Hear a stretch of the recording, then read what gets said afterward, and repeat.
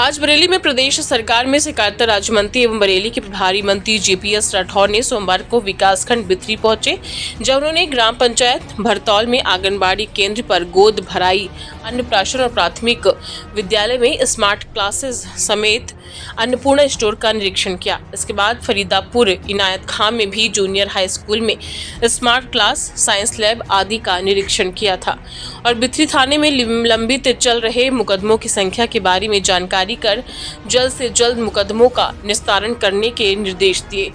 बिथरी चैनपुर सामुदायिक स्वास्थ्य केंद्र में NBSU कक्ष का उद्घाटन कर लाभार्थियों को आयुष्मान कार्ड वितरित किए एवं सरकार की कल्याणकारी योजना के बारे में बताया। उन्होंने कहा कि सूबे के मुखिया माननीय योगी आदित्यनाथ एवं प्रधानमंत्री नरेंद्र मोदी एवं सरकार द्वारा संचालित सभी योजनाओं का लाभ जनता तक पहुंचाया जा रहा है और जहां ग्राम पंचायत में जल जीवन मिशन के तहत खराब रोड को ठीक करने एवं आवारा गोवंश की समस्या पर जिलाधिकारी बरेली से वार्ता कर समस्या का समाधान करने की बात कही है।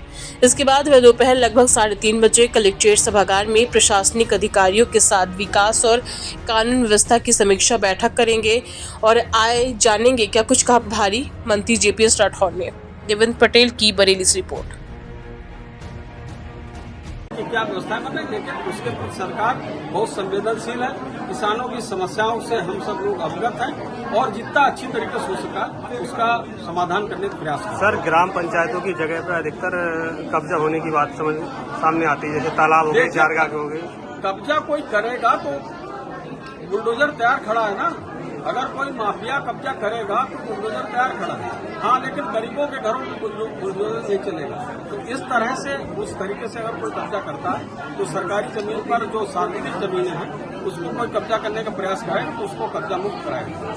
में आपका निरीक्षण है, क्या कहेंगे, किन किन जगह आपने क्या क्या चीजें को देखा? और आज ग्रामीण क्षेत्रों की व्यवस्थाओं को माननीय प्रधानमंत्री जी और माननीय मुख्यमंत्री जी, हमारी केंद्र की सरकार और प्रदेश की सरकार जिन योजनाओं को लागू करके नीचे तक पहुंचाने का प्रयास कर रही है, वो असल में धरातल पर उतर रही है या क्या नहीं उतर रही, उसकी जमीनी हकीकत को जानने के लिए यहाँ पर हमने ग्राम पंचायत भरतौल का निरीक्षण किया है। वहाँ पर किस प्रकार से राशन डीलर का काम हो रहा है या किस तरीके से आंगनबाड़ी केंद्र चल रहा है और किस प्रकार से पंचायत भवन में जो वहाँ पर CSC का काम चल रहा है। तो वो जो मूलभूत आवश्यकताएं हैं जिनको हमारे ग्रामवासियों को रोज आवश्यकता पड़ती है, उसी प्रकार से यहाँ विद्यालय में आकर कि किस प्रकार की शिक्षण व्यवस्था जो हमारी माननीय मुख्यमंत्री जी ने योजना बनाकर विद्यालयों को ठीक करने का काम किया है, तो वहाँ पर उनकी इच्छा मंशा के अनुसार और सरकार ने जो सोच बना रखी है उसके हिसाब से काम हो रहा है नहीं हो रहा है, इसके बारे में एक निरीक्षण किया और काफी हद तक यहाँ पर संतोषजनक स्थिति है। अच्छा काम चल रहा है और चाहेंगे कि जिस प्रकार से यहाँ पर काम चल रहा है पूरे जिले के और पूरे प्रदेश में इस प्रकार के शैक्षणिक और पंचायत के काम होना चाहिए। उसको लेकर हम एक अभी चर्चा डिटेल में जब अपने प्रशासनिक अधिकारियों के साथ बैठक करेंगे तो वहाँ पर इसको देखेंगे और उसके अलावा एक निर्माण के कार्य को भी देखने जाएंगे और ये हमारी प्राथमिकता में है कि जो निर्माण के कार्य हैं उसको जल्द से जल्द पूर्ण करें। कोई अधूरा कार्य कोई किसी वजह से रुका हुआ तो उस अड़चन को यहाँ से लेकर लखनऊ तक बातचीत करके शासन से बात करके उनको अधूरे प्रोजेक्ट्स को भी पूरा कराने का प्रयास किया जाएगा। ये सब बातों के लिए मैं यहाँ पर आया। सर, ग्राम पंचायतों में स्थिति जल जीवन मिशन की तरफ बहुत ज्यादा रोड खराब है, लोगों का अधिकतर शिकायत रहती है कि ग्राम पंचायतों की रोड खराब है। वो उसको संज्ञान में लिया है। कल जिलाधिकारी महोदय से मेरी बात हुई थी इस बारे में। क्या है कि जब वो जल जीवन मिशन में एक बार वो पाइप डालते हैं तो रास्ता खराब होता है और उसके बाद उनको 6 महीना 8 महीना जब तक वो प्रोजेक्ट चलता है और जब पानी की टंकी में पानी भरने के बाद वो टेस्टिंग होती पानी के द्वारा, तब तक वो खोले रखते हैं। तो इसके कारण ग्रामीणों को कठिनाई आती है। जब उन लोगों से एजेंसी से बात करते हैं कि इसको दूर करो तो कह रहे हैं अगर हमने इसको अभी सड़क को सही कर दिया मार्ग को तो बीच में कोई लीकेज हो जाएगा तो पता नहीं चलता। इसलिए लीकेज को जब तक चेक ना कर लें तब तक इसको बंद नहीं करते, तो उस कारण ग्रामीणों को कुछ कठिनाई हो रही।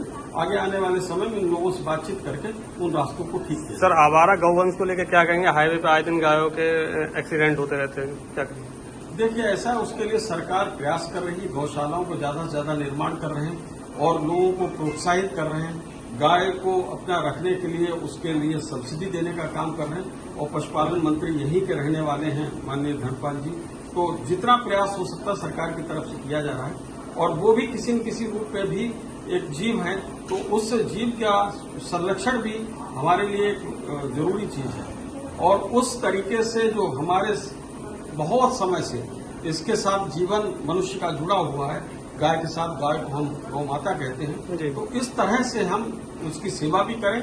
हम लोगों से भी अपील करते हैं कि सरकार के द्वारा जो सहयोग हो रहा है वो तो होगा ही, लोग भी गौ माता की सेवा करें और उसके बाद उनसे दुग्ध भी मिलेगा, बच्चों का स्वास्थ्य भी अच्छा होगा और साथ ही साथ आशीर्वाद भी मिलेगा और वो घर भी समृद्धि करेगा। बच जाते हैं उससे।